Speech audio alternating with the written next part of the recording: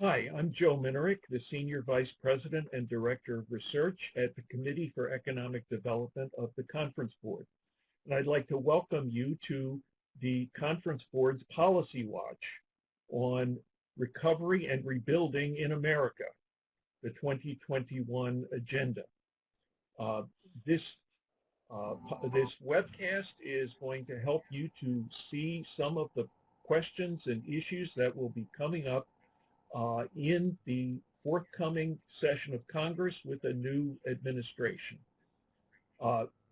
Before we begin, let me just run down the CPE credits that are available to you.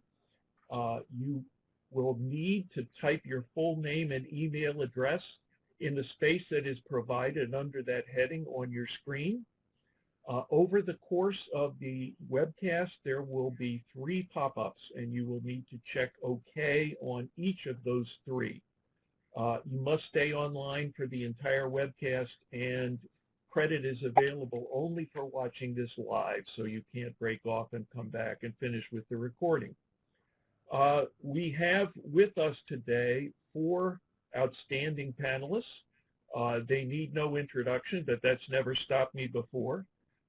From the left to the right on the top of your screen, we have Joe Kasputis, who is the Chairman and CEO of Economic Ventures, LLC.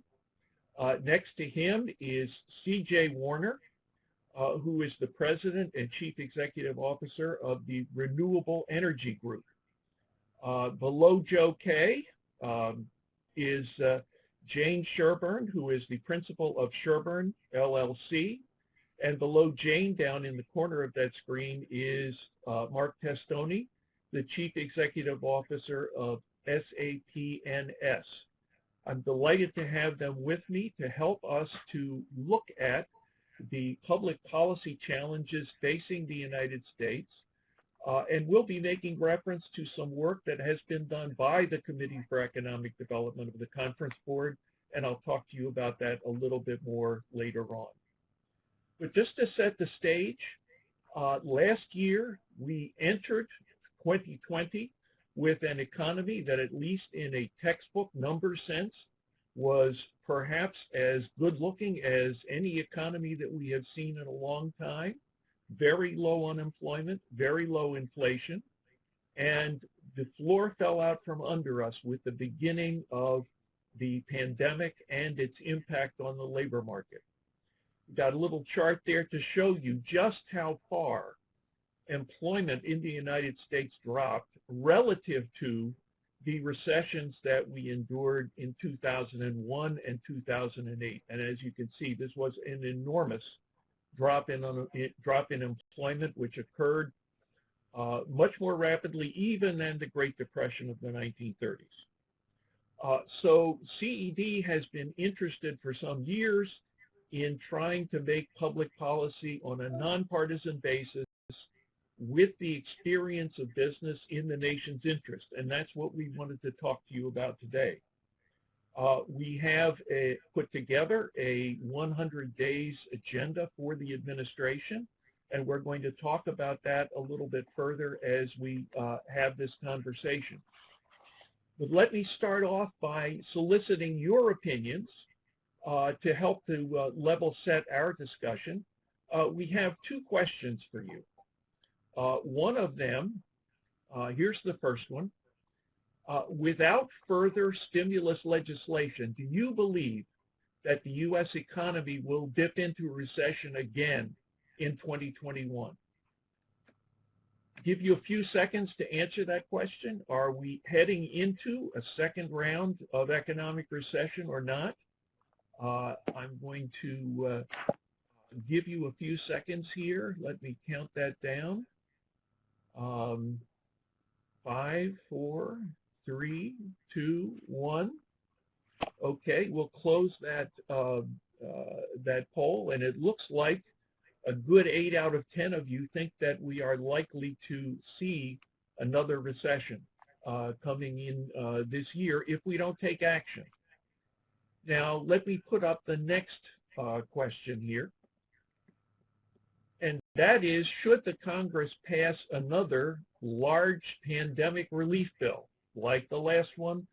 We're setting a threshold of about $1 trillion worth of relief. You've seen in the recent legislation unemployment compensation, payments to individuals, loans to businesses, etc. So we're taking your pulse in terms of whether you believe that such legislation would be appropriate. Count you down, 5, 4, 3, 2, 1. Looks like about the same answer, that as many of you who believe that the economy is bound for recession believe that legislation to solve that problem would be necessary. And I guess I'm going to assume that for most of you, the answers to the two questions were the same. What I would like to do now is to take that information and have it lead us into a discussion of a response to the pandemic problem right now. Each of our trustees has been looking at this issue through the lens of their own businesses and their own work. Joe Casputis, who is the CEO of Economic Ventures, is a professional in this field as an economist, but he is a nice fellow anyway. Joe, can you tell us from your perspective what you think an appropriate response of public policy to the pandemic would be? We need to fix the pandemic itself clearly to get people to be safe and confident to go back to work. And then we also need an economic boost, our audience believes, to help to keep the economy growing. What's your perspective on those two issues? Well, Joe, that was a pretty grim chart that you showed us with the dip in the unemployment rate, or rather the drop in employment in the second quarter of this year.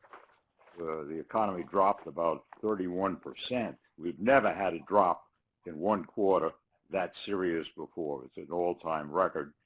We bounced back quickly in the third quarter, and now we're facing this resurgence of the coronavirus and a worry that we're going to have to go back into lockdowns, reduced economic activity, and we might see the same sort of picture that you just showed us.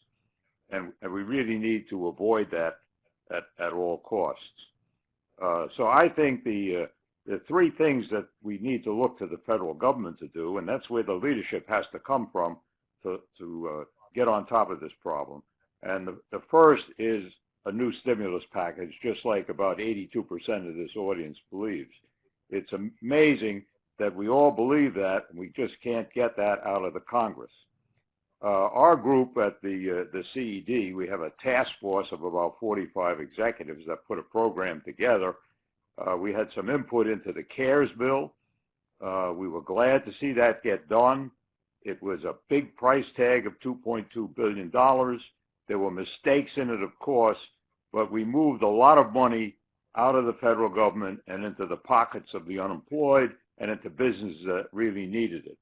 And we just didn't see that the need for that sort of support was going to stop when the CARES bill expired. Many of the provisions in the CARES bill, like the federal pandemic unemployment compensation, expired in July. The problem didn't go away in July. People needed support more than ever. And certainly with this new round, we've got to do something. So I think it's very important we have a stimulus package. I call it a relief and stimulus package, both. Relief to workers, relief to business, and stimulus to the economy. We've got to start with better unemployment compensation, keep some of these things from expiring. There are some programs expiring the end of this month, such as the one for gig workers. We need to do more for business. The PPP, or Paycheck Protection Program, is over. It was far too short. There were some of the rules need to be tweaked. It needs to be aimed more at minorities. We need to help the state and local governments. That's very controversial, certainly with some Republican senators, because they think states have been profligate. We think we have a solution at the CED to equitably distribute money to the states and local governments to help them and keep them from laying off essential workers. We need to help education, child care, many other segments, certainly healthcare. So I'm down on the side of getting a stimulus package up, and I think the election is now over. I think most of the 330 million Americans believe that the election is over. There's one that doesn't, but the rest of us think it's done, and this is going to give new hope and new life in Washington to a stimulus package. I earnestly hope that's the case. We've seen a bipartisan $900 billion bill get proposed in the Senate just the other day. There's groups like No Labels and the partnership groups that are trying to work on a bipartisan basis to get something done here. I think with the prospect of a new president coming in, it'll happen very quickly. I think the country's going to be in a better mood to accept some progress and to make some compromises. I unfortunately don't expect it during a lame duck session. I would like to see it during this lame duck session, but I think we'll get it sometime in February. It's far too late. The CED wanted to have it in July. We pleaded with the Congress in July to do something, to enact some programs. Secondly, I think we need to manage the response to the pandemic better. The federal government could do more. Look at other countries that have taken a more centralized approach to it. Everywhere from New Zealand to China, actually, and some of them have really gotten on top of it. We're not on top of it in this country with getting up as much as 200,000 new cases a day. If we can't bring that down, we need more federal standards on a response to it to bring it down quickly. We do know a lot more now than we knew back in February and March when the pandemic first started. We know we have better treatments. We have better ways of testing. We've done a lot to make more testing available. That needs to be continued. We need standards and protocols to just get on top of this pandemic and stop it.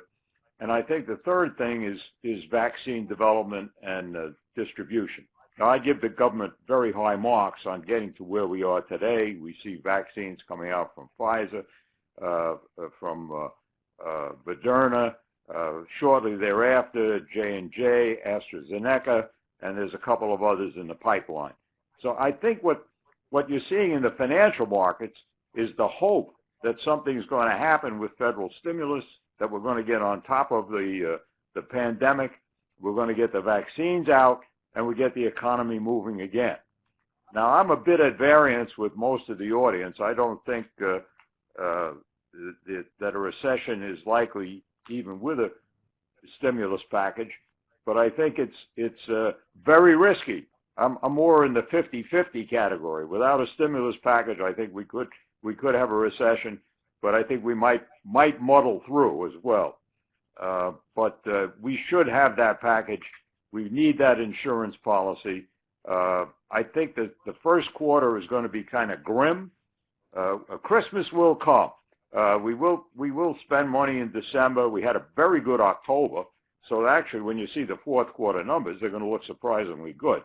But the next quarter is going to look very grim. It'll probably be around real growth of around 2%, if that. But with a stimulus package, I think there's a very good chance we're going to end up the year with a full year growth rate of 5%. We'll go out of the year just about even with where we were in 2019 when this all started. So let's hope that happens. Thanks, Joe. So you're a little bit on the optimistic side in terms of the outlook. Jane, to kick off a little discussion here, let me ask you, what do you think about the prospects for a renewed recession at this point? And are you afraid that the federal government might in fact do too much to try to stimulate the economy, possibly increase the debt more than is affordable? Well, I'd take a page out of Chairman Powell's book and say it's it's hard to do too much at this point, and it's better to err on the side of too much than too little. So I think that's a lesson that I hope Congress would take to heart. I hope they pass the stimulus package, as Joe was describing in the lame duck session. That seems unlikely. Seems unlikely that the president would sign it, but hopefully we can get there. I think it's especially important, frankly, to make sure that stimulus package, particularly anything that comes in the first round or in this next round, would include a substantial support for childcare. I think that has been tremendously difficult for people to deal with in this pandemic, for working families, and it's really, the pandemic has exposed so many fault lines in our economy and society, and that is one that has, I think, come home to roost as parents have had to stay home and homeschool children and take care of lost childcare. And so relief on that end, I think, is critical to get Americans back to work, which was clearly a centerpiece of the CED recommendations. CJ, what are you seeing from your perspective? Well, I do think there's cause for hope because what's really interesting about what's happened is there are some industries that have continued to do very well and many workers who have been able to continue to work. And where we really need the help is where things have just absolutely shut down and people have lost their livelihood. And so I agree we need to give them relief. And part of the relief and the long term is really getting people back to work. So I think one of the things that continues to need some focus is how do we restore the public trust and the ability to be safe and continue to work. And what's interesting to me about that is some industries have been able to do that, and I think we should be modeling some of the things that they've done and share those lessons learned and the protocols to make things safe for others. But we have so much trouble right now because we've lost public trust. People don't believe the information that they're being given. And I think the scariest thing about that is we've got surveys now that are saying a huge number of people don't want to take the vaccine once it becomes available. And the vaccine is going to help people get back to work. So the question is, how do we restore the public trust? How do we get people the information they need? How do we keep people safe and healthy?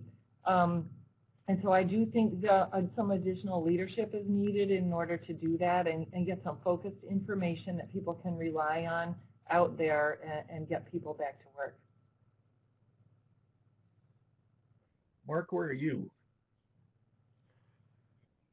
You know, Joe, I think all the comments have been great, and CJ's comment related to public trust is extremely important in my estimation, because beyond just the people don't know what to believe issues, we have threats, particularly abroad, that love to exploit the fact that we are so divided on so many of these issues, and this plays right into this.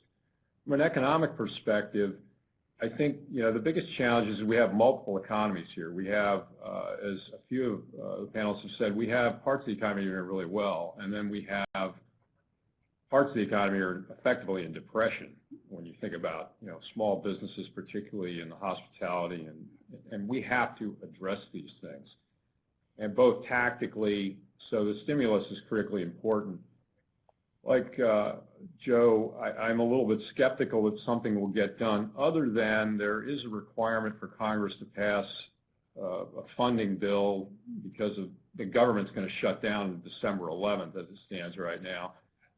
That often creates some impetus for brokerage to get something done. It may not be as grand as even the $900 billion that's being kicked around right now. But hopefully with all this we'll get something, because I do believe part of the restoring trust in the population in the country here is the government stepping up from a fiscal perspective, and we just have not, since March we haven't seen that. And I think one of the things that's a challenge in all this is government has not had its finest hour during the pandemic, and it's not just at the federal level, it's all the way down. And we have to learn from this because this may not be the last pandemic that we face. I mean, one of the reasons places like South Korea and Vietnam have reacted so well to this is they've been dealing with this for the last 20 to 25 years. This is the first one that's kind of made its way into the West. So lots of things to talk about here, but I'm hoping that we can break down and begin to restore the trust this way with these things.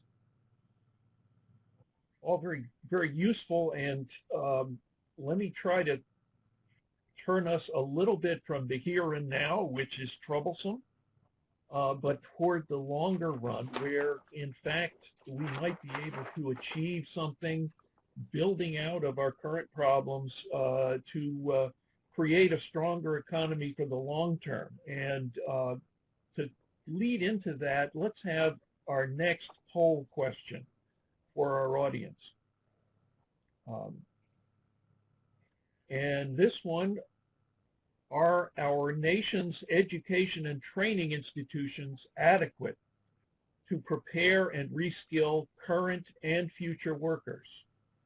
Thinking about both our kids and about those folks who, as CJ and Jane and Mark have pointed out, are behind the eight ball, looking for work, need to find new ways to employ themselves. Let's count it down: 5, 4, 3, 2, 1. Got some pessimism here. Almost 4 out of 5 are saying that they believe that our educational institutions are not up to the task. Now, that education and training are clearly one component of trying to build a stronger economy for the future. It's not everything. But what I'd like to do is to ask 2 of our panelists to speak to this question, and we'll try to give it some shape. Let me call on Mark first. What are the particular challenges that you see coming at us as we emerge from this pandemic and we try to build a stronger economy? You know, Joe, this is such an important question because there's a lot of people, I think, that believe that we're going to go back to normal. Normal being, say, January of 2020 or before. The world's changed forever. I mean, we're going to work and play differently. I do believe that. Now, is it going to be totally different? No, but it's going to be significantly different. I mean, and some of our businesses and companies and industries are going to have to adapt to this. We talked a little bit about hospitality earlier. I heard Bill Gates mention on CNBC the other day that he doesn't believe business travel is going to return to more than 50% of its pre-pandemic level. So think about that from the airline industry's perspective. They have to change. I mean, there isn't any question about it, and I'm concerned about that because when you listen to airline executives, they're thinking, well, by 24, all this business travel will be back. From my perspective as in business, we're not going to be doing business travel or conferences or anything like this to the extent probably ever again. So we have to look at these kinds of things. We look at our local industries, everything from hotels to restaurants and all. Many of these things are going to change the way they have to deliver, and it's going to change the model.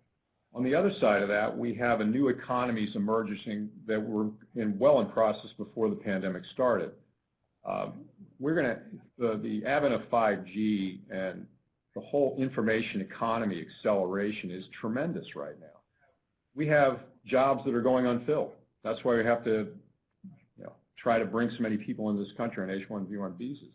So there's a tremendous opportunity for reskilling Americans. And I think we have to work on that. When we look at our current kind of the way that we've driven education in this country, it kind of goes back to the post-World War II where we kind of made a college degree like a really important thing because we had a bunch of vets coming back from the war and we needed to put them somewhere for 4 years, so we sent them off to universities. That model has worked well, but really needs to change. And I really believe we have the opportunity to reskill America, and business is going to have to do a lot of this as we approach these new industries. A lot of them are in the information economy. A lot of them are in tech, but they're not exclusively there. And we in business need to do that and step up to that. And government needs to enable us to do that through policy and help, rather than trying to restore, retain the same models that we've had for many, many years. And I worry about that because of the political cloud of things like the university systems and all that. So we really have to look at this. And, just a quick example, one of the things that we've done is we have a nonprofit that's trained hard-to-employ veterans in the IT industry over the last 5 years. We had a lot of success doing that, and there are other companies that have done this. We need to create more opportunities like this in shorter skilling cycles to reskill our current folks that are going to come out of this unemployed. And there are many smart folks that can do that both in tech and other places, and also to address the pipeline of new students coming up by reinforcing and working in STEM. And again, industry has a lot that they could do to participate and play in this. CJ, what do you think? College, training, where do we need to put our emphasis? What have you seen from your perspective? Well, I love Mark's emphasis on learning. I think just learning from the pandemic and then having an open mind about what's the new world going to be like and accepting the fact that change is going to happen. Those who think we're going to go back to the old way, I think, are going to be severely disappointed in many cases. And so to the extent we can be focusing as a society on learning and pivoting to the new and embracing the change to create something special out of that, it's going to be very important. So training is going to be a big part of that, although it's a little hard to predict in what area training needs to take shape until those ideas start to flow. So I think the unleashing of the American ingenuity and excitement and ability to do things is what's really going to stimulate getting back. And we can tell stories about what's already been happening to inspire other people. So there's so many interesting examples out there. Ethan Allen, I just got to hear from their CFO or their CEO, and the furniture stores were basically completely closed down because of the pandemic. And they realized, hey, this isn't going to work very well, so let's figure out how to furnish people's home offices and be able to get the furnishings to them so they don't have to come to the store. Maybe simple example, but very exciting. From my own perspective, running a renewable energy business, what's happened because of the pandemic is with the shutdowns, people could see the amazing change that's actually taking place when we have less pollution, and they want more of that. And so the uptake of renewable energy has actually been higher as a result of the pandemic, which I think is very encouraging and says we have a pivot and a transition in energy that's afoot and may even be accelerating. So both of those examples are very different from each other, but they both imply that ingenuity, thinking about things differently, and being able to change business models fairly quickly and to grow into the new space is going to be one of the solutions that we need to be looking toward. And again, training will have a very important part to play as the growth actually creates openings, and we have people that are coming from other sectors that may actually be transitioning out. As Mark has pointed out, airlines are probably never going to completely recover. So there's some redeployment that's going to happen. I think the other theme I'll just touch on briefly is very nicely pointed out in the report, and that's about smart regulation that's going to help to foster these transitions. And regulation is so important, but it can be inflexible. And it can inadvertently pick winners, and it can inadvertently keep things more static than they ought to be. So I think to the extent we can think about regulation as our friend to guide the economy's growth, but also be flexible to enable this transition that we know is going to be needed, is going to be very, very helpful. Joe, I'd like to ask you, from your observation of the economy, has the federal government ever done a good job of training? The private sector can take the lead. Are community colleges useful institutions from this perspective? Well, I think the federal government has a big opportunity to influence training through the power of the purse.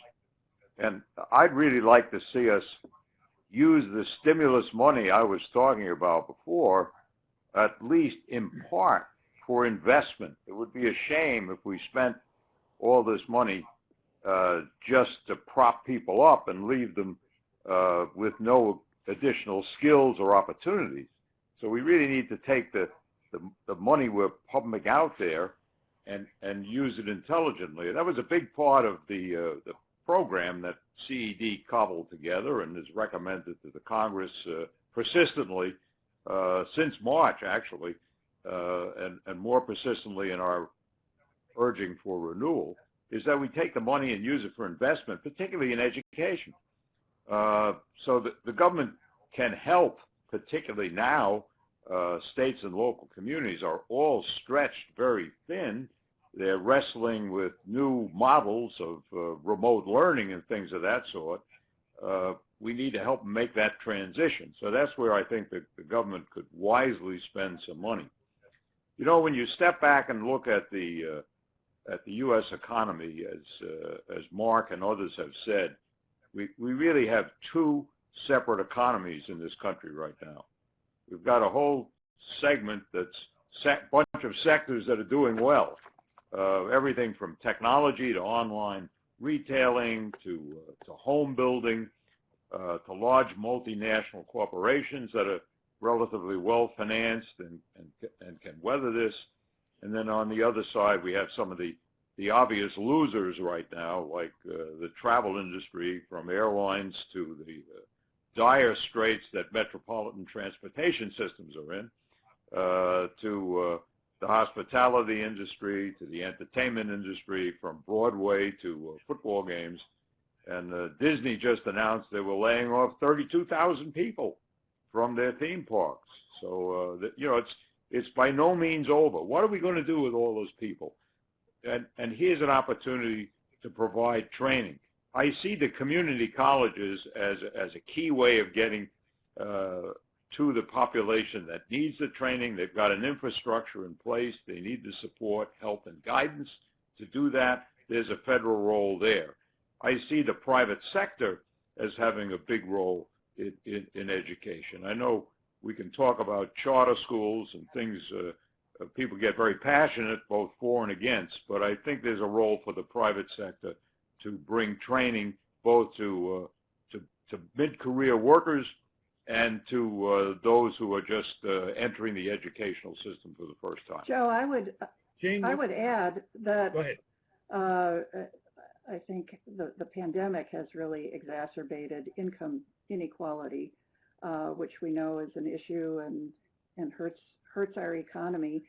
And there's a school of thought that says that one of the primary reasons for the widening in income inequality is technological change and the pace of it, and that it's requiring more skilled workers. And so, and the pandemic has accelerated the pace of technological change because we're all doing things like, you know, this webcast and accessing all sorts of technology to help us get through this pandemic, and that will stay with us and will require increased skills. And so I think it's especially important when we look at, as you know, as Joe says, what are all these folks going to do? Well, they need to get trained, upskilled, I guess is the term, so that they can handle a lot of this technology shift that has occurred, particularly in an accelerated way during the pandemic. Do we see the kinds of emerging cooperation between the public sector and the private sector? Is the private sector stepping up and sending signals to, for example, community colleges to say, here's what we need? Can you provide us with the kind of training that we need to get people on the job? Mark, you talked about one successful approach in that direction. Are there others?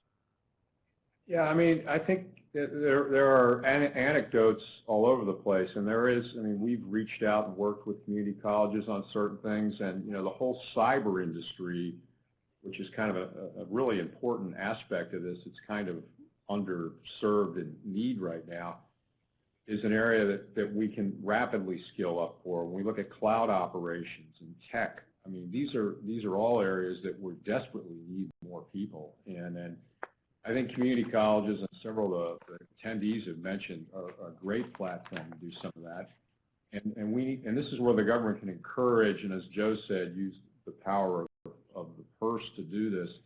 I think for a long time, the university systems in general have not listened to the private sector or haven't taken the signals from the private sector to what we need to the extent that, and these things move slowly, but as Jane just said, the acceleration we've seen in the last 8 months, we've done 5 years of digital transformation in this country.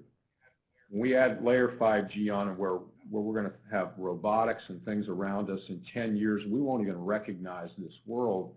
We have such a great opportunity because of the innovation actually being driven largely in this country if we just take this great opportunity that's coming out of this. Never let a good crisis go to waste, and we really need to focus as a country on this. One of the questions that has arisen already, Jane, is the question of trust. We are in a really difficult period in our history. In part, you know, this is a once in a century public health challenge. As Mark pointed out earlier, we've had some other outbreaks in the last few years, but nothing as serious as this, going all the way back to the Spanish flu, almost exactly 100 years ago. And while that is going on, the difficulties that we have faced with our public institutions trying to address those problems really have, in many ways, demoralized the public. And to some extent, the responsiveness of our public institutions has been frozen. What do you think about how we can come together again? And before I toss the ball to you, we have one more poll question that I'd like to ask in this context. So here's a good one. Overall, and looking forward, beyond the immediate future and into the longer term, are you optimistic or pessimistic about the United States and the American dream?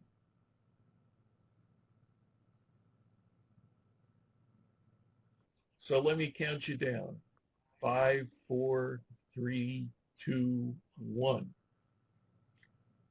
Well, it looks like we got a 2-to-1 chance, folks. It's a good thing you stopped the vote, Joe, because we were getting more pessimistic by the minute. Yeah, I think it's time to stop. It's definitely getting more pessimistic. It's time to stop. 2-to-1 is okay, but maybe not what we have seen looking forward in the United States in past generations. Jane, what can we do to try to center our view of ourselves, our sense of community, our ability to work together? Well, I think we have a real opportunity with new leadership. I think that the erosion to public trust and confidence in our government institutions has been tragic.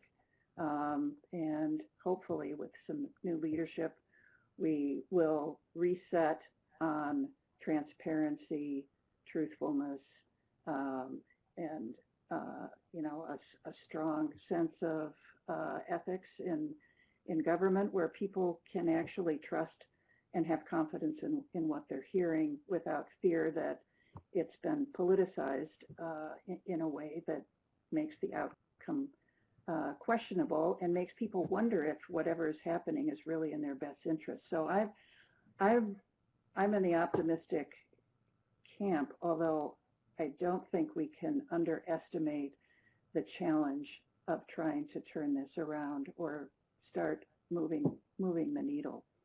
I think that we're fortunate that we have got some leadership that is experienced. coming into the administration. President-elect Biden's cabinet picks and his senior staff are all, for the most part, I think, solid, mature people who understand government and governing. They'll hit the ground running. They can find their offices. They know what their positions are. They're basically a plug-and-play cabinet, which we need right now. We can't afford the disruption of a rocky transition. And then I think this new administration needs to choose their priorities pretty carefully. There's really only 2 years to get a lot of this stuff done that we've been talking about, and they can't waste political capital or squander it on toxic nominations. They need to stay focused, and then surely that will be complicated by the challenges of navigating the various components of the Democratic Party right now. I think Democrats do have a tendency to eat their own sometimes, and the focus needs to be on rowing together, and that I think would be easier initially when dealing with the pandemic, but will probably get more complicated as the longer term agenda sets in. But the goal should be to use the lessons of the pandemic to accomplish meaningful structural change that addresses fundamental issues like income inequality and the need for widespread availability of quality childcare and other measures that support working families and keep women and minorities in the workforce at trained levels where they can actually meet the needs of the workforce. Much of this obviously depends on the outcome of the Senate races in Georgia. If the Democrats control the Senate, I think there's probably less incentive to search for common ground. That would be a real loss. But things would get done. The administration's appointments would go through more easily, judicial nominations, pandemic relief, all of that would be accelerated. If the Republicans control the Senate, we will have to take up that search for common ground. Where does it lead? There's a lot of talk about an infrastructure package, might be a place to start where Republicans and Democrats can come together and work together. That might be a good way to start testing that muscle to see, can we work together? Can we talk to one another? Can we come together in some way? I know CED has an infrastructure committee that's very focused on trying to put together proposals there. Can we look at climate change? Can we do that in a constructive way? Is that something we can come together around, or healthcare?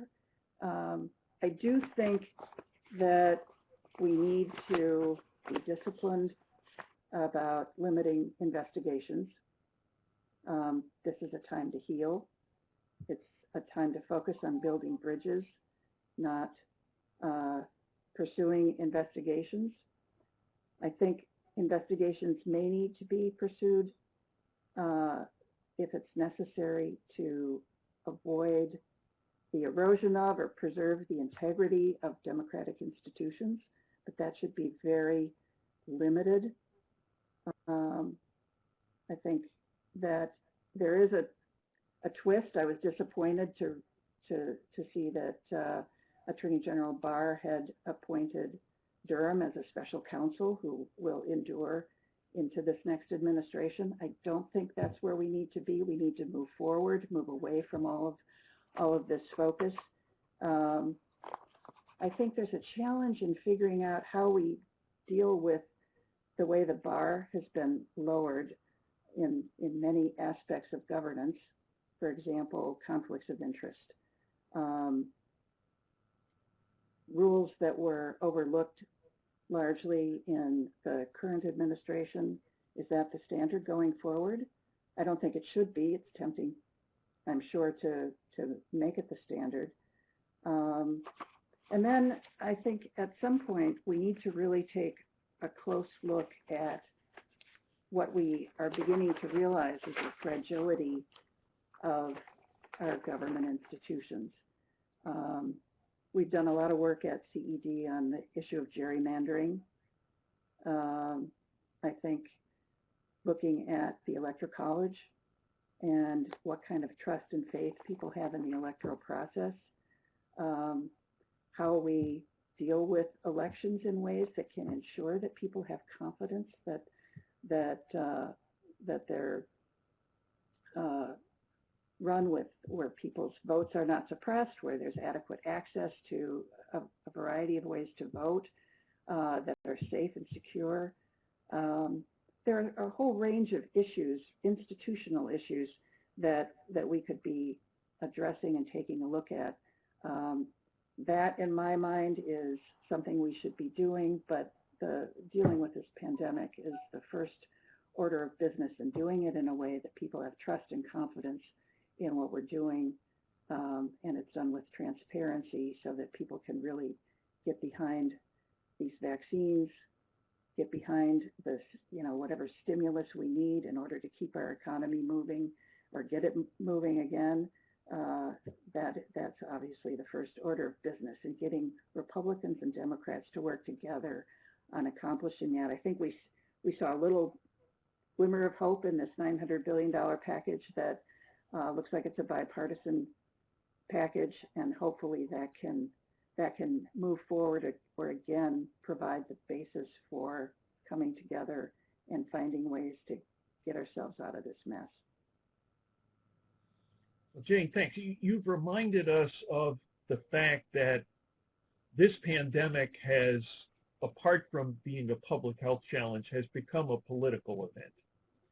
And it really does raise the question of whether, faced with a real crisis, and by the time this year is over, we will have more fatalities from the COVID-19 pandemic than we had combat deaths in World War II, which is really a striking notion. So how do we get from this kind of political conflict to the point where the nation can once again pull together in a crisis of the magnitude of World War II in terms of U.S. deaths?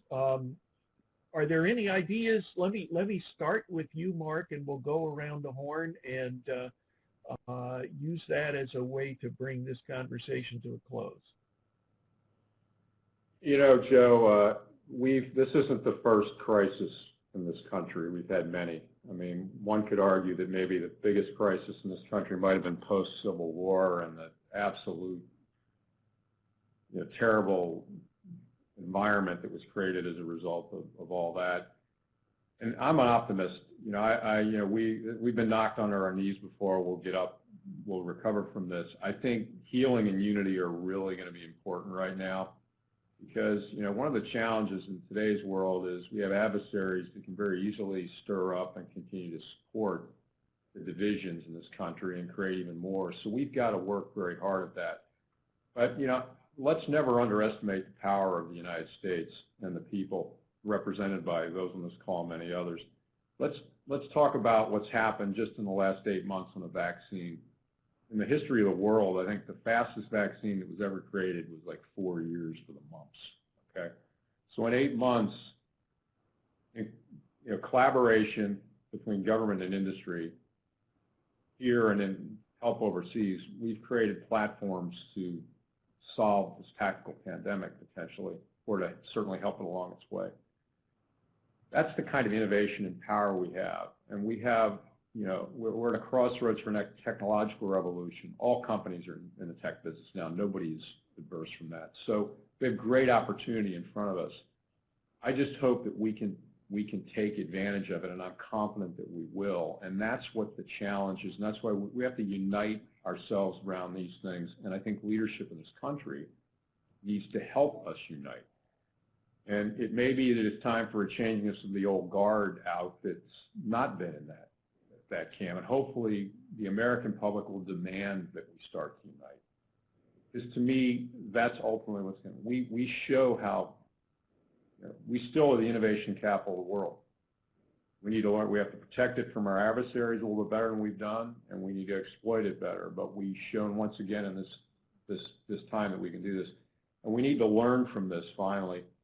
We need to learn that and prepare our country for the next crisis a little bit better and to deal with pandemics in the future. But I'm very confident that we will grow well out of this and will overcome this tragedy really in a lot of ways. And it'll forge new beginnings for us. Joe Kasputys, one of the suggestions that we've heard is that possibly getting the two parties together on infrastructure and investment in the future might be a way to create a spirit of bipartisanship and to open up that door. Another suggestion that I've heard is that the rising public debt is going to be a corrosive force and is going to erode confidence and trust. As an economist, what do you think about the possible ways of building a consensus around addressing these kinds of common problems?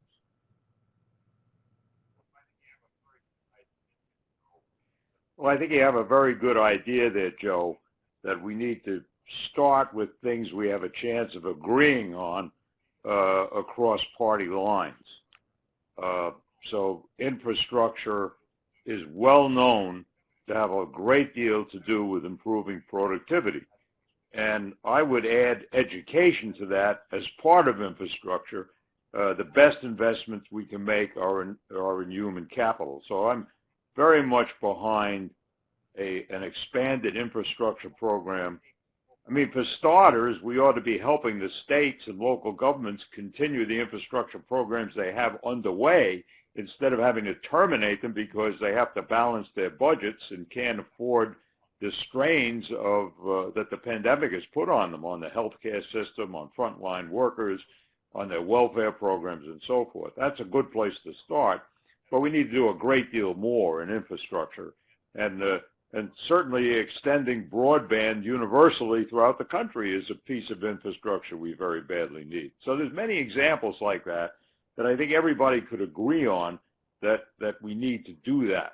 Whether they can agree on whether we can afford it or not, which was the second half of your question, is subject to debate. The CED has long been concerned about the growing deficit. We're probably adding another $6 trillion all told, particularly if we get another package to the deficit, and I'm all for doing it. I've always been concerned about the deficit. I've been the chair of the CED's Fiscal Health Committee since 2008, but now I find myself going the other direction and saying we need to take on these investments. We need to pay for them with debt, and we need to come up with a long-term program that gets the annual deficit down to a sustainable level. We can't have trillion-dollar annual deficits by the federal government when we have full employment, 3% unemployment rate economy. So we've got to learn to figure out how to live within our means year after year. But Joe, right now, we can borrow the money. We can borrow the money with 30-year treasuries. We can even borrow the money with 50-year treasuries if we put them out there. And we should. We should invest in our people. And we got to get people together to do that. I think that there's reason for this social unrest that has broken out so violently in 2020 is the inequality has just gotten too broad. And you don't fix that by just giving people money. You fix it by giving them opportunities. We need leaders in Washington who will inspire us. President Roosevelt during World War II, Kennedy when he looked at the moon and said we're going to go there despite Russia's Sputnik. We need leaders in Washington that say, look, we're America. We're the most innovative country in the world. Capitalism has been proven over and over again to be the very best system. Let's have confidence in it. Let's have confidence in ourselves. I really believe America is on the verge of unleashing a great productivity increase. We've learned so much with technology, applying it even in this pandemic. There's a couple of companies that I've started that I'm using new technology today that we didn't use 6 months ago, and we're much more productive. And I know that runs all over the economy. So I am optimistic if we get the leadership right that we can really continue to be the growth leader in the world. We can be confident. We can be proud of ourselves. We can make bridges with our allies and coexist and compete with them in a friendly way. So, It CJ, can let be me done. give you a couple minutes to close us out. You've been on the frontier of a part of technology that sometimes has been a little bit political in the sense that some people do or do not take the climate problem as being real. Do you believe that we can build trust so that science and knowledge can carry the day and we can work together and address these kinds of problems? I absolutely believe we can build trust, and it really is almost it starts with interpersonal relations, and when we get a chance to truly talk with each other, I don't know anyone who doesn't want to improve the environment, and I don't know anyone who doesn't want to do it in a sensible way. So if we allow it to get politicized, we completely lose the plot. But when we get down to what we're actually all trying to accomplish together, we can figure things out together. And so that's a specific answer to your question, but I want to go more 30,000 feet. And when Joe, you got done talking, I wanted to say amen to that. But I think we all have a very important role in ensuring that that happens, because the government has gotten themselves into some kind of a tailspin that I don't know if they'll get out of without some help. They are not behaving well. They need to be put in timeout. They're not listening to each other. They're not modeling the kind of behaviors they should model. And if we ran our businesses the way they're trying to run the government, we wouldn't have businesses. So I do think we have a role to play to first establish an expectation. It doesn't matter which party you affiliate with. We need to start working together in a way that's actually constructive. And we need to value diversity like we do in businesses and understand that when we do and we show respect for each other and we slow down and we listen to each other, we create a better solution than we ever would have had if we did it by ourselves. But we've got to foster those conversations, and we need to enable that to happen by setting the expectations on the part of our congressmen. And then I think we can do a lot to help model that and demonstrate this is how we get things done in business. We collaborate. We work together and we find solutions. We don't talk about it endlessly or tear each other apart. That's completely counterproductive.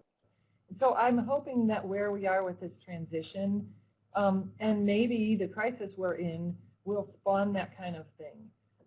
And I like the fact that we should talk about infrastructure, and maybe that's a place to get common ground. But I think that if we can't get aligned on the pandemic, I'm not sure we can get aligned on anything. So hopefully we as businessmen can start setting a different example and get ourselves into a reset mode where we can really get back to what America is all about, get back on our 2 feet and make things really work together. I think that's a great note on which we can finish. I really appreciate all of your time in talking with us about these issues.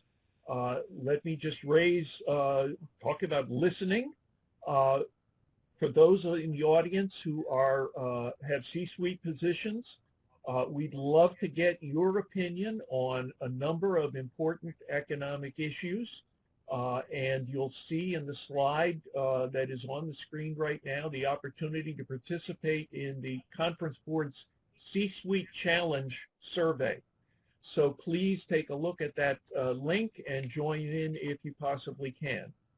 For discussions of economic and policy issues, we have another slide there that will talk to you about CEB's 2020's Solution Briefs election series over the course of last year. CED has been producing research on the kinds of topics that we've been discussing today, and we'd like to make that series available to you. Please join us on our website. We'll also note that CED will provides for you a series of podcasts on important issues. We have some wonderful experts who participate with us. And the final slide in the deck will give you the address at conference-board.org/podcasts. So thank you very much for participating in this discussion. Thank you to all the members of the panel. I think we've learned a lot, and one thing that I think we've learned is that we need each other. And if we can manage to work together, we can address these kinds of problems. Final slide here, there's a webcast evaluation which is available for those of you in the audience. Please do provide that evaluation, because we learn from that and we can provide better programs as a result. So thank you very much for joining us. This is Joe Minerick from the Committee for Economic Development of the Conference Board. I hope to see you again in the future for a Policy Watch webcast. Bye-bye. Thank you, Joe. Joe. Thank you.